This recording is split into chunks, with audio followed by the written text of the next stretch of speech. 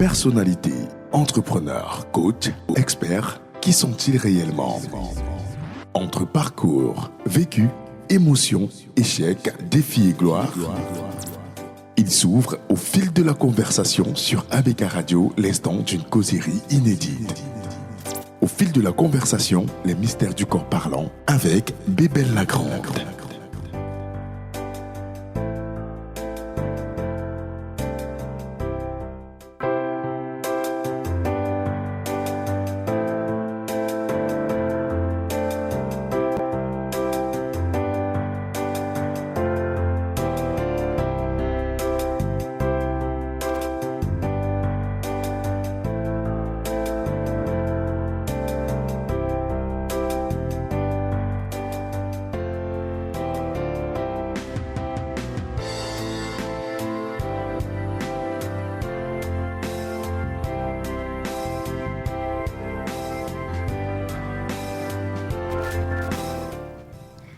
Bienvenue les amis à ce nouveau numéro de votre émission Au fil de la conversation. Merci de faire toujours le choix de la radio utile et agréable.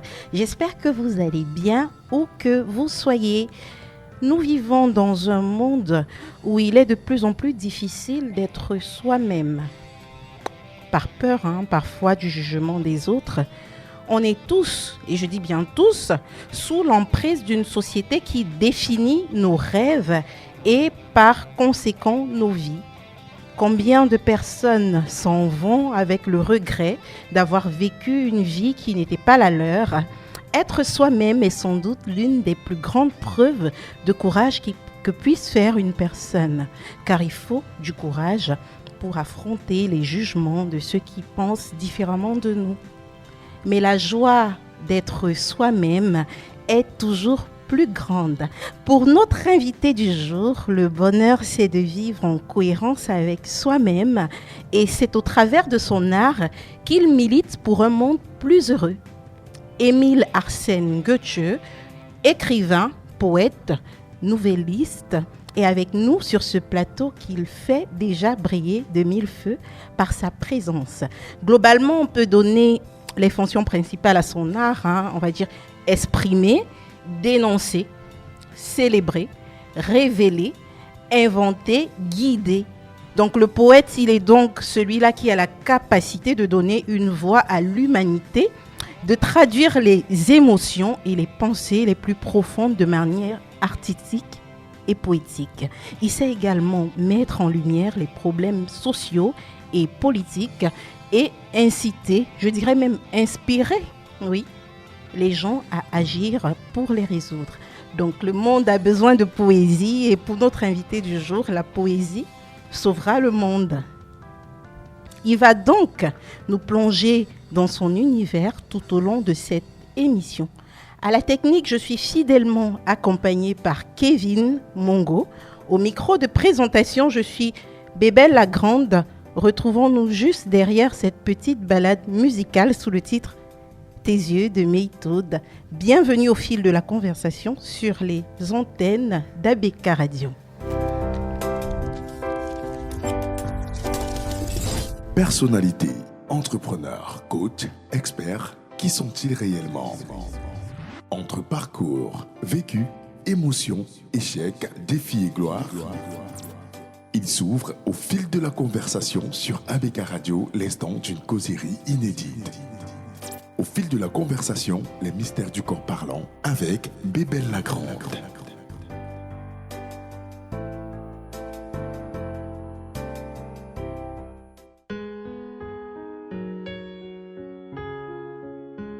ABK Radio 89.9. C'est pas de ma faute si je suis bizarre quand tu parles de sentiments. C'est vrai que parfois ça me chaîne. C'est pas parce que je ne t'aime pas, mais plus je tiendrai à toi, plus j'aurai peur de te perdre. Les gens te diront que je suis fou, que je ne pense qu'à mes sons, que je ne pense qu'à la fête. Que je te dirai des promesses que je ne tiendrai pas même avant de les avoir faites. C'est peut-être parce que j'ai fait du mal à d'autres femmes avant toi qui voudront nous séparer. La plus grosse erreur qu'ils font, c'est de penser qu'avec toi, cette fois-ci, ce sera pareil. Parce que toi t'es pas pareil et qu'un jour t'es apparu. Parce que maintenant mon cœur habite en bas de ta rue. Et que c'est pour ça que je dois taffer maintenant. Parce que seuls mes gosses ont le droit de t'appeler maman. C'est de la faute à mes mains si je t'ai trop caressé. N'en veux pas à mon cœur si parfois il t'a blessé. C'est de la faute à leur bouche si parfois notre amour saigne. C'est de la faute à tes yeux si aujourd'hui je t'aime.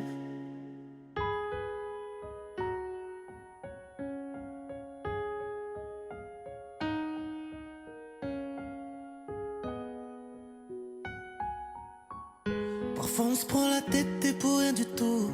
Mais quand je te fais du mal, y'a plus rien autour. C'est comme si l'autoroute menait sur un virage.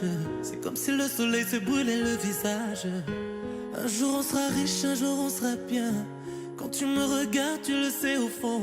Je n'aime pas discuter quand ça sert à rien. Mais je protégerai ton ventre quand il sera rond. Et tant que je suis vivant, je ferai en sorte que tu le sois aussi. Prends ma main si tu t'égares, je serai là.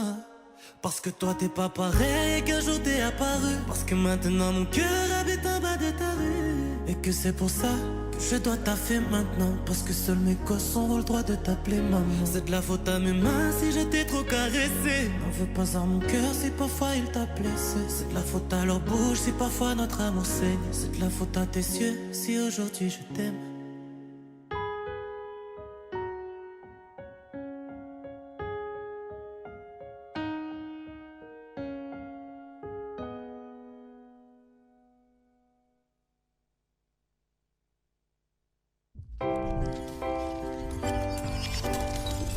Personnalités, entrepreneurs, coachs, experts, qui sont-ils réellement? Entre parcours, vécu, émotions, échecs, défis et gloire, il s'ouvre au fil de la conversation sur ABK Radio, l'instant d'une causerie inédite. Au fil de la conversation, les mystères du corps parlant avec Bébel Lagrande.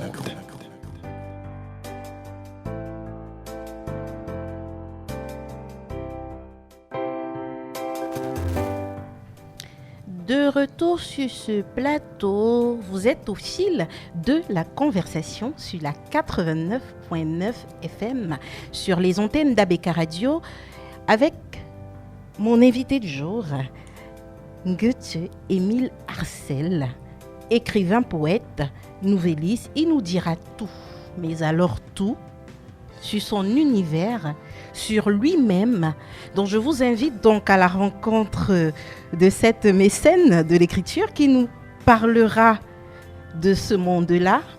Et nous espérons avoir un Émile Arcel très ouvert au fil de la conversation pour nous dire réellement qui il est en réalité. Bonjour Émile Arcel Goethe, bienvenue sur les antennes d'ABK Radio. Bonjour Bébel Lagrande, c'est un plaisir et un bonheur d'être là et je me sens vraiment très honoré et surtout en parcourant, lorsque je vois que vous avez reçu des aînés, des leaders d'impact comme Roland Poimen, je me sens honoré d'être à leur suite et de pouvoir partager avec vos auditeurs mon univers, ce que j'aime le plus au monde. C'est nous sommes très content de vous avoir sur ce plateau et c'est toujours un réel plaisir parce que les univers sont différents les uns des autres, donc nous avons toujours effectivement au fil de la conversation des univers différents et c'est toujours un plaisir immense de se balader, de découvrir un peu les spécificités, les difficultés même je dirais parfois de ces différents mondes-là, de ces différents univers-là. Alors comment a été la journée ? La journée, je dois dire que la journée s'est bien passée. Je sors de Bali où j'ai passé la journée à travailler avec un ami, Junior Tepe, qui est un Africain de talent, quelqu'un que j'aime énormément beaucoup pour ce qu'il fait. Un Camerounais qui a perdu la vue il y a de cela 7 ans. Mais si on vous dit tout ce qu'il fait, je pense qu'il est déjà passé chez vous. Il est extraordinaire. Oui. Et nous étions en train de travailler sur son projet parce qu'il veut faire une conférence. Il est coach certifié Ubuntu. Il veut faire une conférence de presse d'ici le 4 novembre. Donc nous étions en train de travailler sur son dossier. Donc, voilà. Alors, comment se passent généralement vos journées ? Comment ça se passe ? Quelle est la journée type d'un écrivain poète? Alors, pour répondre à cette question, la journée type d'un poète, on ne peut pas avoir de modèle particulier. Parce que, pour mon cas, ce n'est pas mon principal métier, ce n'est pas mon métier premier, ce n'est pas pour l'instant de l'écriture que je vis, ce qui fait que je ne peux pas me consacrer à 100% à l'écriture, mais si je dois parler par exemple d'un souvenir où j'étais l'année dernière en résidence artistique où pleinement je devais me consacrer à l'écriture, donc je me levais le matin après la petite toilette, après le déjeuner, j'allais lire et écrire vraiment pratiquement toute la journée, entre lire, écrire et se distraire pour pouvoir trouver de l'inspiration en fait. Lire et se distraire, on ne vit pas que de lecture, de nourriture. La lecture, c'est la nourriture de l'esprit. Tout à fait. Qu'en est-il de la nourriture du corps? Est-ce que vous aimez plus les mets africains? Est-ce que vous aimez les mets européens? Parlez-nous un peu de vous.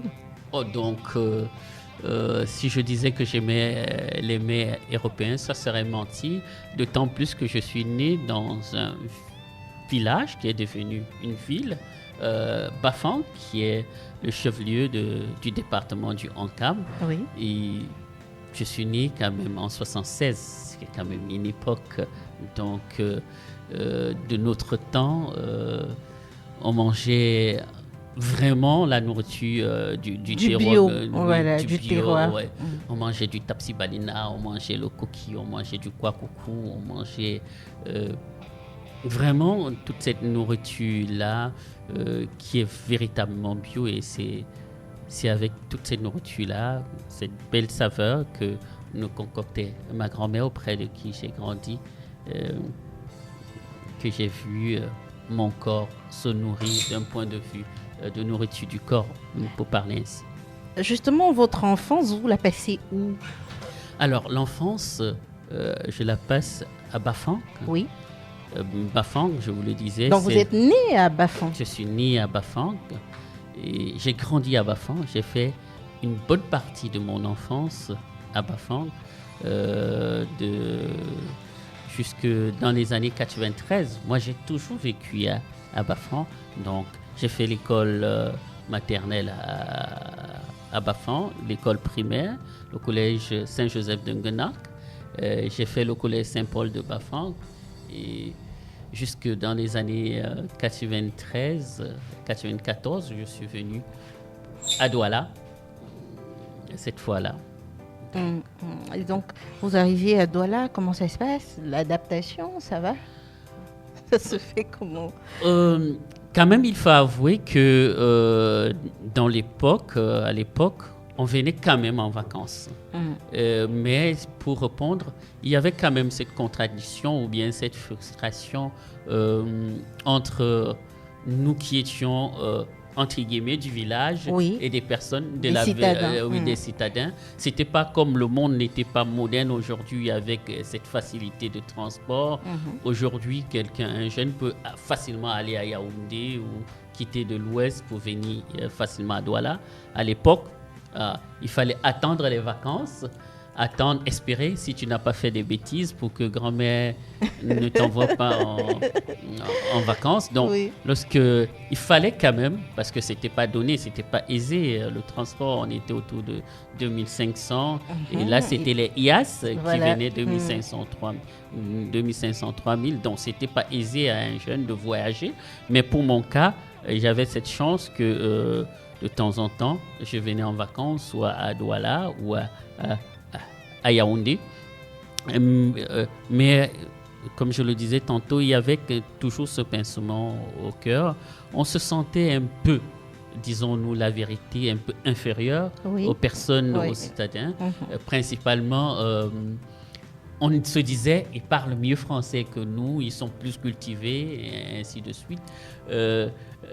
On est toujours un peu confronté à cette réalité-là. Lorsqu'on quitte d'une zone où nous avons grandi, nous sommes restés pendant des années, pour se rendre dans une zone, on va dire, totalement nouvelle. Il y a toujours ce petit souci d'adaptation au départ donc je comprends. Oui. Donc il y avait ça, effectivement. Lorsqu'on écoute un peu le titre « Parler français » de Caresse Futso, vraiment, oui. On est dans cet univers-là. Alors comment j'arrive à Douala pour y vivre pour la première étape, je fais près d'1 an, parce que la vérité, c'est que, pour parler simplement, le probatoire me tape à Bafan et je reviens à Douala, je fais le lycée technique Douala Koumassi, je fais G2, je reprends ma classe de première et le probatoire me tape à nouveau. Oui. Et j'avoue que je fuis et je voyage. Ah, d'accord. Mais c'est une petite parenthèse, mais c'est bizarre quand je revois aujourd'hui mes professeurs, mes amis, parce que cette histoire de probatoire qui tape, je suis passée par là, on se disait toujours, mais à un moment, personnellement, moi, au début de ces échecs scolaires-là, je me dis, les autres, ils avancent. Est-ce que j'ai choisi la bonne filière ? Est-ce qu'il y en a qui vous disent à côté, non, mais nous, on te voit plus dans les lettres, parce que j'ai fait une série scientifique, on te voit plus dans les lettres, etc. Et on commence à se poser les questions, mais est-ce qu'il ne faut pas écouter un peu ce qu'on dit autour de nous ? Mais la magie fait que lorsque vous arrivez à la fin à obtenir ce que vous avez tant cherché, vous vous rendez compte que finalement, il y avait une histoire derrière ces échecs-là. Voilà, pour dire qu'en fait, l'échec, il n'est pas définitif. C'est quelque chose de ponctuel. L'échec, même, c'est de choisir de rester où on est tombé, parce qu'il y a 1001 façons de réussir. Voilà.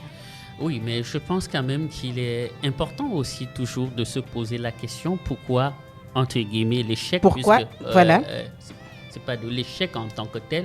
Pour ma part, je pense, lorsque je fais un retour, un feedback, lorsque j'analyse mon cas particulier, j'avais cette tendance à la littérature.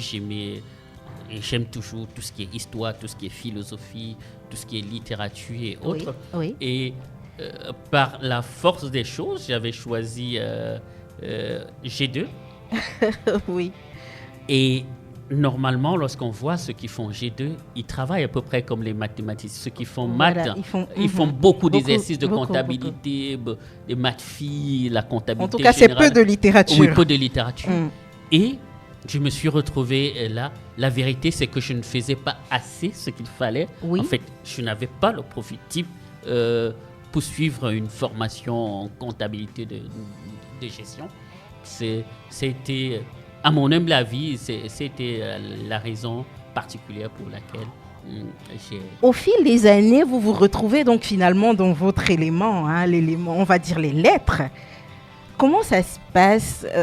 Est-ce qu'aujourd'hui, cette carrière que vous faites, vous vous dites que quelque part, c'était quelque chose de...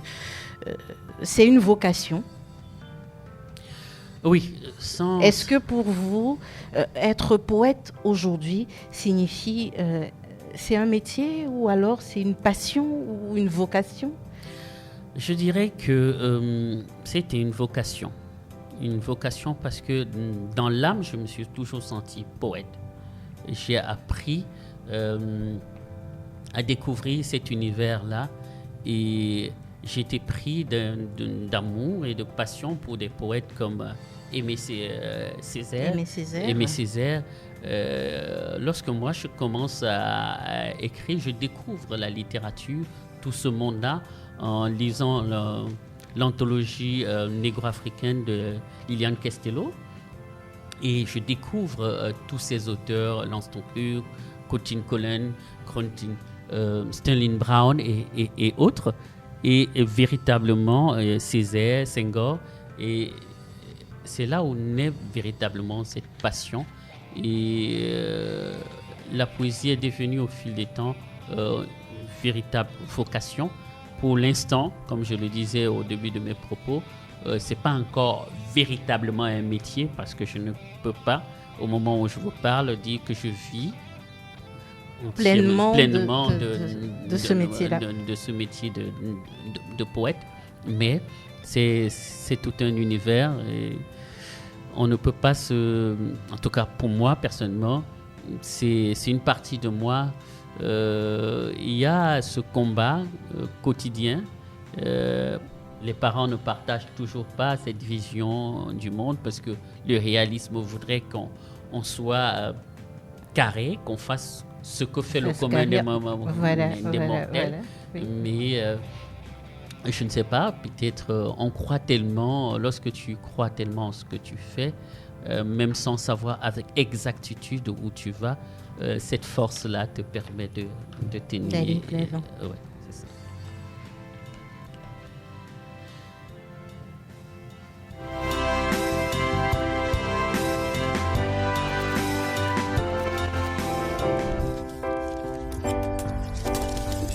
Personnalité, entrepreneur, coach, expert, qui sont-ils réellement? Entre parcours, vécu, émotions, échecs, défis et gloire, il s'ouvre au fil de la conversation sur ABK Radio, l'instant d'une causerie inédite. Au fil de la conversation, les mystères du corps parlant avec Bébel Lagrande. Émile Arcel, une question qui est inévitable. Comment tout a commencé? Alors, pour mon cas, tout a véritablement commencé par, je ne dis pas l'échec. En ce sens que j'avais beaucoup de fautes en français. Et l'une des résolutions que j'ai prises sur le conseil peut-être d'un aîné, c'était d'avoir ce que j'ai appelé un cahier de vocabulaire, de prendre un cahier chaque jour. Je m'étais donné comme objectif de prendre 5 mots que je trouvais dans la nature, que j'ai écouté à la radio, que j'ai lu dans un livre que je ne connaissais pas, et d'écrire et de chercher la définition dans le Larousse, le dictionnaire Larousse, et de le rédiger dans... donc ça a été ça le départ, et après cela, je découvre l'univers du livre un peu par moment, parce que maman aimait beaucoup lire. Je tombe par exemple sur Richard White, In the Boy de Richard White, et je suis tellement saisi par l'histoire que ça raconte, son réalisme, cette colère et tout cet univers du monde de nos frères noirs aux États-Unis. Et je suis tellement choqué. Et de fil en aiguille, je commence à griffonner, surtout en ayant lu, je le disais tantôt, l'anthologie de la littérature négro-africaine avec Lilian Kistello, où j'ai découvert tous ces auteurs et surtout, j'ai découvert des auteurs africains. Parce que jusqu'alors, la vérité, c'est que comme on lisait, malheureusement, chez certains, c'est encore le cas aujourd'hui, on lisait beaucoup ceux qui nous ont colonisés, les Français, les Victor Hugo, ainsi de suite, les Baudelaire et autres. L'écriture paraissait lointaine. On ne s'était pas s'approprier, on ne savait pas qu'on peut véritablement s'approprier de cette littérature et raconter notre quotidien, notre univers. Donc, pour moi, l'anthologie, en découvrant des auteurs comme Tchikayo Tamsi, Césaire et les autres, je comprends que effectivement, en étant africain, on peut écrire, on peut parler de notre univers, de notre vécu, de nos tristesses, de nos joies, de nos peurs, de nos échecs. Et voilà comment je commence à griffonner véritablement mes premiers textes qui sont en réalité des pâles copies de ce que faisaient les autres, ou en ce sens qu'il y avait déjà en moi cette revendication de notre africanité, ou bien de l'être exceptionnel et unique que nous sommes comme tout être, en être africain, où je voulais écrit comme les Web du Bois ou qui affirmait « Je suis noir, je suis fier du sang noir qui coule dans mes veines ». Donc voilà comment j'écris les premiers textes et de fil en aiguille. Voilà comment j'entre véritablement dans cet univers-là. En quoi consiste de façon terre à terre le métier d'écrivain poète? Parce que nous, après quand on dit poésie, on se dit, est-ce que c'est pas quelqu'un qui sait faire un beau poème, qui sait dire de beaux mots? Est-ce que ça se limite à ça? À quoi consiste véritablement ce métier-là?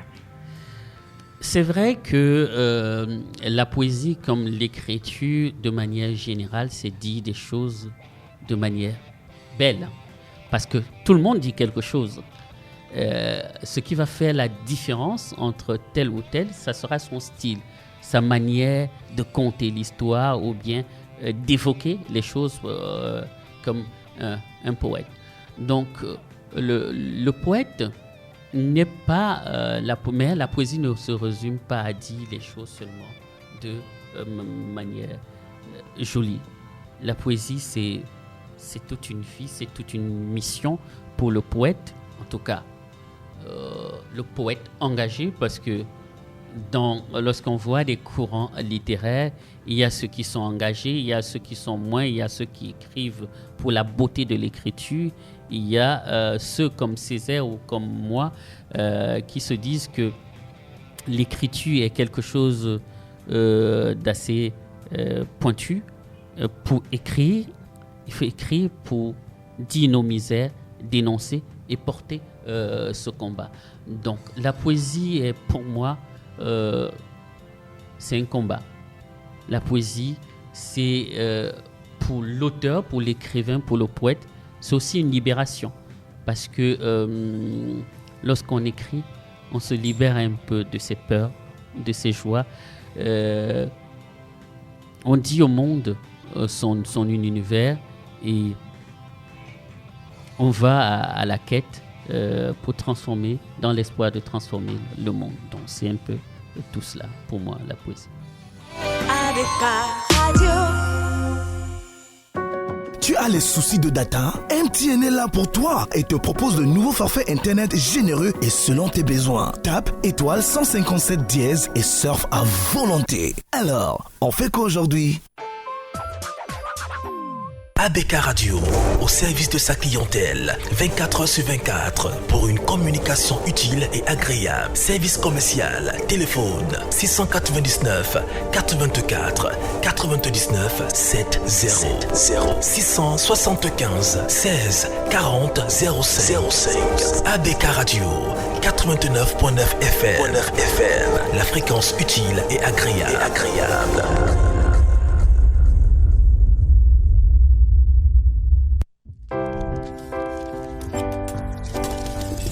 Personnalités, entrepreneurs, coachs, experts, qui sont-ils réellement? Entre parcours, vécu, émotions, échecs, défis et gloire, ils s'ouvrent au fil de la conversation sur ABK Radio, l'instant d'une causerie inédite. Au fil de la conversation, les mystères du corps parlant avec Bébel Lagrande.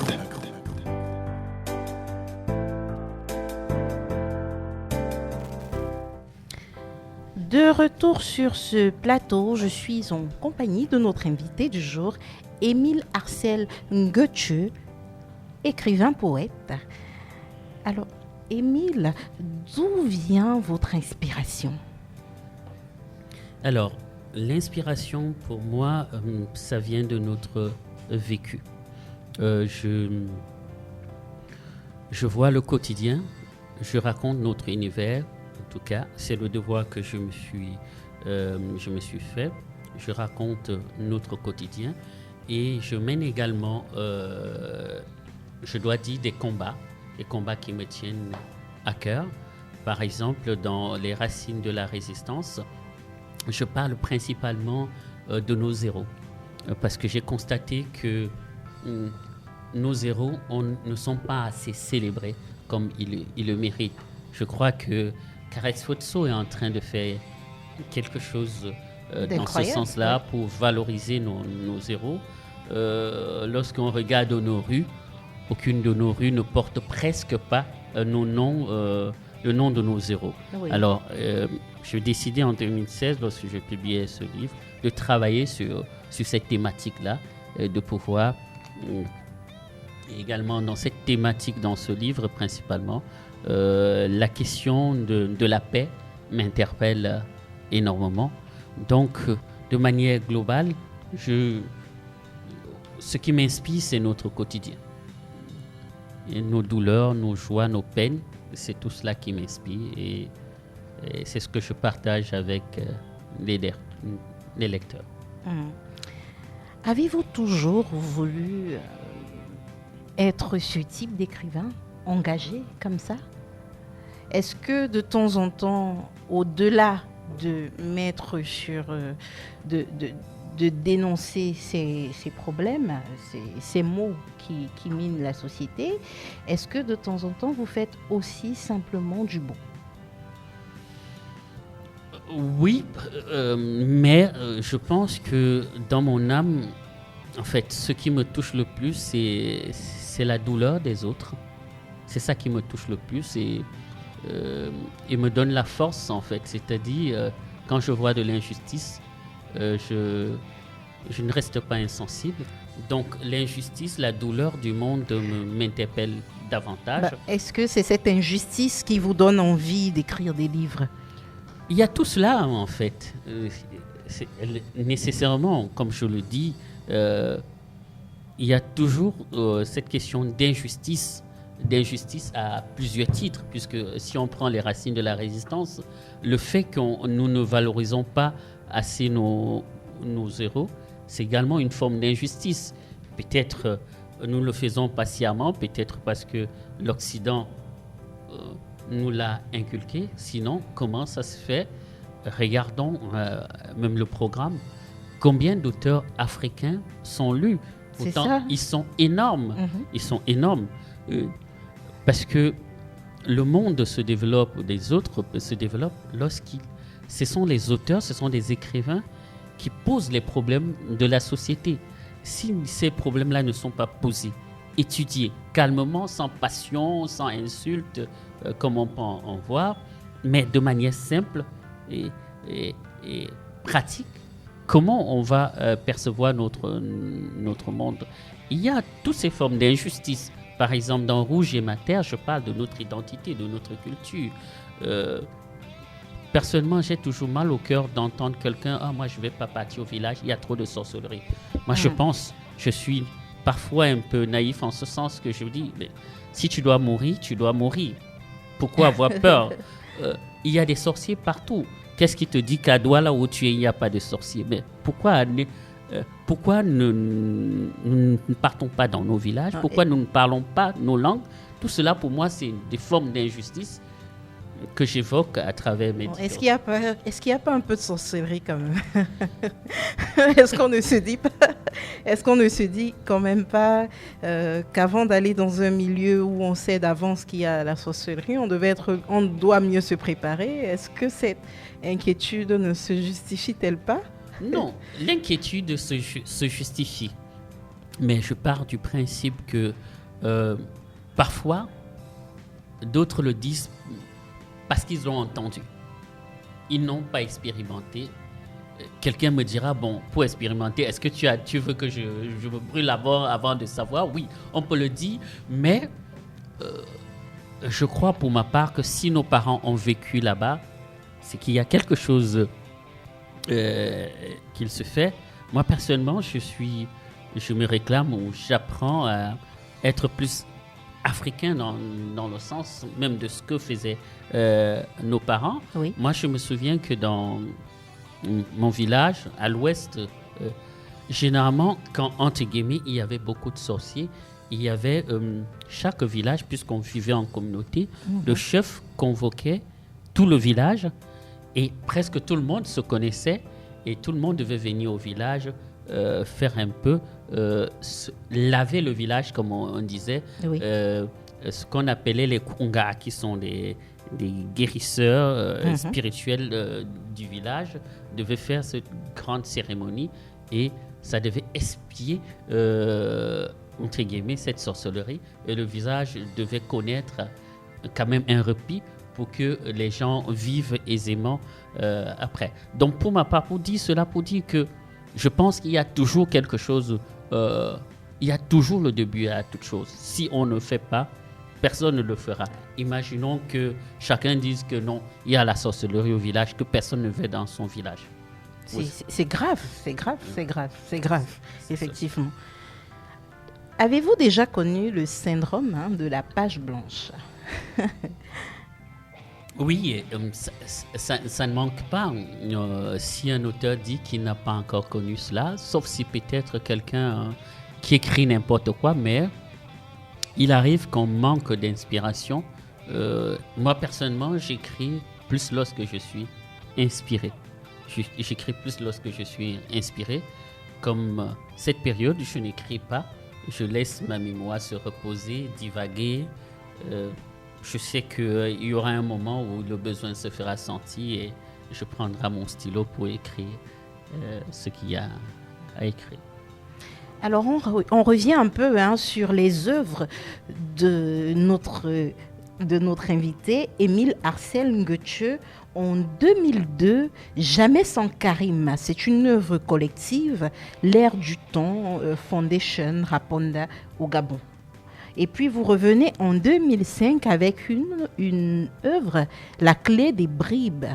Ensuite, on vous retrouve encore en 2011 avec Le Vertige de la parole. Ensuite, en 2012, Le Moi qui parle. En 2016, Les Racines de la Résistance. En 2018, Best New Africa Poète 2018. Une œuvre collective. Et puis en 2022, Rouge et Mater, Mab Edition Cameroun. C'est quand même pas mal, Merci. Ah ça Merci. Merci. Alors, je ne sais pas si je dois dire quelque chose. Effectivement, en 2002, je vous disais tout à l'heure que après mon échec, après que le probatoire m'ait tapé, pour parler simplement comme on parle au quartier, je suis allé à Libreville où vivait maman, et j'ai repris ma classe de première. Et c'était véritablement mes débuts. Je m'en vais dans une fondation, la fondation Raponda Walker, qui est l'un des écrivains gabonais. C'est un Anglais, mais qui est un parent gabonais. Oui. Qui a créé, après sa mort, on a créé une fondation très riche. Donc là-bas, je suis allé apprendre à écrire, à lire et à rencontrer d'autres personnes qui faisaient comme moi, des aînés comme Jean-Di Vassanyama, qui était déjà aguerri, Jani Sotiemi, qui est l'un des plus belles plumes au Gabon actuellement, et qui écrit du polar et qui est l'un des meilleurs en Afrique actuellement. Donc, j'apprends à écrire et voilà que en classe de première, j'écris une nouvelle, Les leçons de grand-mère. Je participe à un concours et la nouvelle est retenue comme 4e prix. Et nous sommes publiés dans une œuvre collective qui s'appelle, sous le titre de la première nouvelle, Jamais sans Karim. Une belle histoire d'amour et autres. Donc en 2005, je participe, puisque entre-temps, lorsqu'on se cherche dans ce domaine-là, l'Europe est parfois un peu plus prolixe.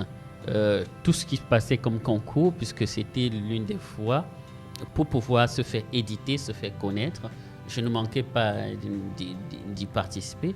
Alors je participe à un projet lancé par la mairie de Palaiseau, une mairie en France, et mes textes sont aussi retenus et on en fait une œuvre collective sur le titre du projet Jamais, la clé du Bribe-Si. Et plus vous avez dit en 2011, mon premier recueil, mon premier véritable livre, Le Vertige de la parole. De la parole, oui. Et pareil, en 2011, je édite livre à Paris. À Paris. En 2012, je réédite Le Moi qui parle. Et en 2016, la question des racines de nos résistants et la question de la paix m'interpelle et je travaille sur cet ouvrage. En 2018, effectivement, j'ai participé à ce recueil de nouvelles collectives. Il est question d'envoyer ces œuvres et le jury a sélectionné parmi les jeunes meilleurs auteurs poètes africains en 2018. Non, je suis publié dans cette anthologie-là, des baisses et en 2022, vous l'avez si bien dit, Rouge et ma terre, qui est disponible. Donc voilà un peu. Alors, quel est le roman qui a eu le plus de succès? Le roman ou le recueil? Le recueil, pardon, qui a eu le plus de succès. Pour ma part, pour l'instant, je dirais, en termes du nombre de ventes, en fait, je dirais Rouge et ma terre, le plus récent. Qu'est-ce qui a fait la différence, à votre avis? Je pense aussi que la question abordée, la question d'identité, aussi, ça compte. Et il faut aussi se dire la vérité. Le fait qu'on soit aussi connu, oui, ça contribue à ce que d'avoir un peu plus de lecteurs que d'habitude, en fait. Donc, ça aussi contribue à ce que Rouge et ma terre soit un peu, pour l'instant, plus lu que les autres. Il y a également la communication que l'auditeur a fait qui n'est pas à négliger, en fait. Alors, qu'est-ce que vous aimez le plus dans ce métier? En un mot, comment vous résumez un peu votre parcours? Ça fait pas mal de questions. Donc, qu'est-ce que vous aimez le plus dans ce métier? En un mot, comment résumez-vous votre parcours jusqu'ici? Si vous aviez quelque chose à changer, que changeriez-vous? Waouh. Alors, qu'est-ce que j'aime beaucoup dans ce métier? Moi, personnellement, j'aime beaucoup dire mes textes. J'aime beaucoup les lire. Oui. Oui, j'aime beaucoup lire mes textes. C'est ça. S'il faut résumer, je dirais persévérance. Il faut persévérer en toutes choses parce que ce n'est toujours pas aisé. Il faut persévérer. Et s'il fallait changer quelque chose, peut-être je dirais que je travaillerais plus pour écrire davantage. Et voilà, pour moi, je dirais travailler davantage. Alors je vais lire un extrait de Vouri, Oui. dans votre recueil, Les racines de la résistance. Oui. Vous dites: pour tuer à tout jamais ce nom portugais qui nous a destinés à être mangés. Vouri, n'est-ce pas toi, ce fleuve qui fit enfanter ce nom caca, qui put le déshonneur, ce nom Palapala qui dit toute la folie de ce pays, ce nom bizarre qui travaille à nous laisser derrière comme les fesses, ce nom Balaloba, ce nom Atizambewama, ce nom de Neshi, ce nom de merde qui nous colle à la peau, crevette à l'eau, ce nom affreux, fondation de notre honte infinie, notre déchéance sans borne. Ce nom Mami Wata, ce nom portugais, que je lutte jour et nuit sur le soleil comme sur la pluie afin de le jeter très loin dans les bacs de la voirie de l'histoire. Paix, travail, patrie, trinité d'honneur bannie, trinité de la tromperie, trinité de nos fins sans fin, Camaroès, crevette, Cameroun, quand donc, mon pauvre pays, auras-tu une poignée de courage et que mes yeux de descendants de résistants verront émerveiller tes héros, enfin célébrés au grand jour sur la place publique. Quand est-ce que nos rues seront fleuries par les noms de ta dignité, Koumambape Belé, Douala Mangabel, Martin Paul Samba, Ngossodine, Kouvali Kenye, Lamido de Kalfou, Madola, Tétan, quand, dis-moi quand, Vouri. Alors, c'est fort ce que vous dites là-dedans.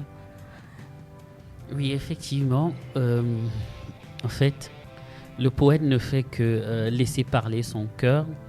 Le poète laisse parler son cœur et comme je le disais tantôt, moi devant toute forme d'injustice, je ne fais que laisser ma parole poétique se déployer, se décoller et dire les choses.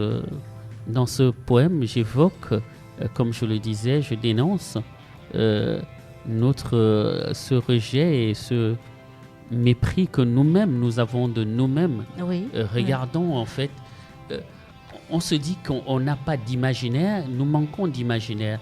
Regardez, lorsque vous parcourez, même dans tout ce qui est même boîte de nuit, on va vous dire quartier latin, on va vous citer le Coladero, on va vous citer...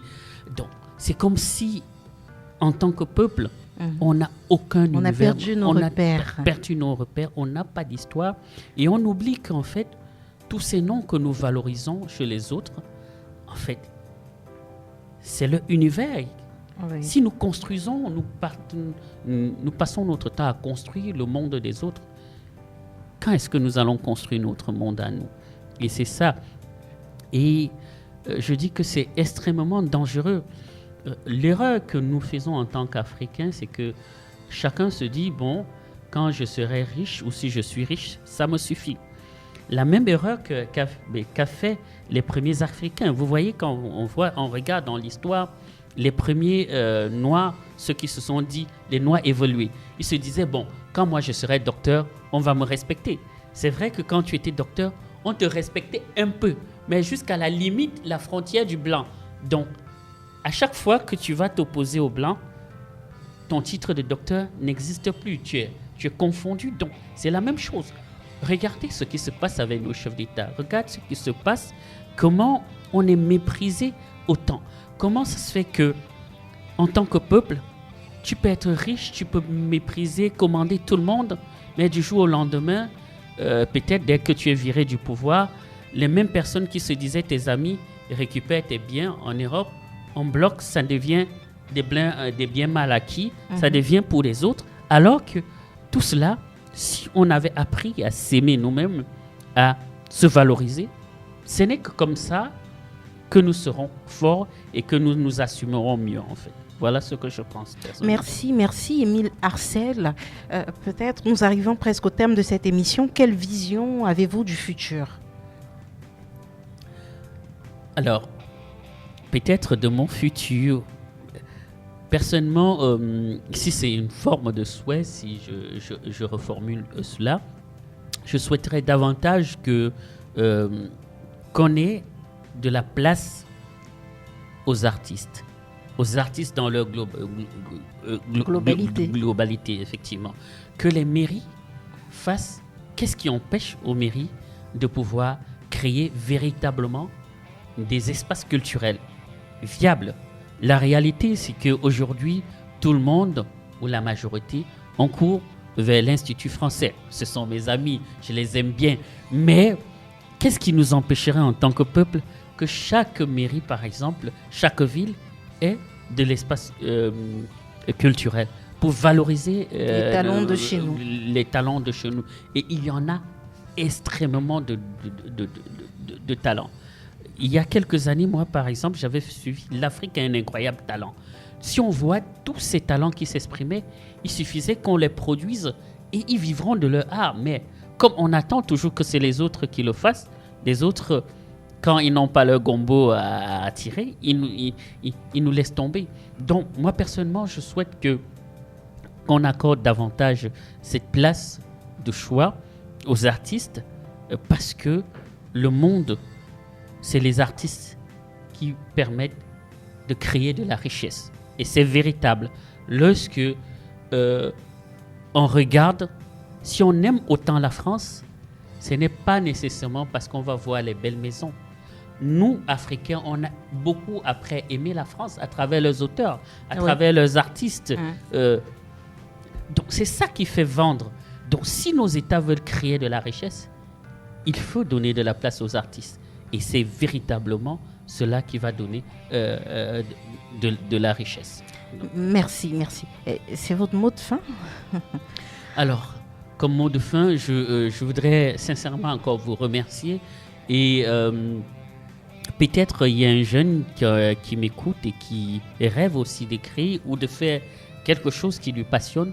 Je lui dirais de garder le cap, ne perds pas ta passion, il faut la développer. On dit toujours ce sur quoi on te critique, c'est peut-être le plus, c'est peut-être toi. Développe cela et demain, tu en vivras. Moi, je pense, partant de mon expérience, que tout est possible. Il faut se battre. Il ne faut pas se laisser dominer par nos échecs. Les échecs, ça n'existe, ça ne manque pas. Toute personne connaît les échecs. Et effectivement, autre chose, aimer, rester dans notre continent, l'Afrique, notre mère, comme je l'appelle. Merci Émile Arcel Goethe d'avoir été avec nous au fil de la conversation. Merci de nous avoir plongé dans cet univers, l'univers de la poésie, l'univers de l'écriture. À très vite. Nous remercions bien sûr le technicien à l'antenne. Si je n'appelle pas... Je remercie le technicien à l'antenne, Kevin Mongo. Merci à nos fidèles auditeurs d'avoir été avec nous au fil de la conversation. À très vite pour un nouveau numéro. Personnalité, entrepreneur, coach, expert, qui sont-ils réellement? Entre parcours, vécu, émotions, échecs, défis et gloire, il s'ouvre au fil de la conversation sur ABK Radio, l'instant d'une causerie inédite. Au fil de la conversation, les mystères du corps parlant avec Bébel Lagrande.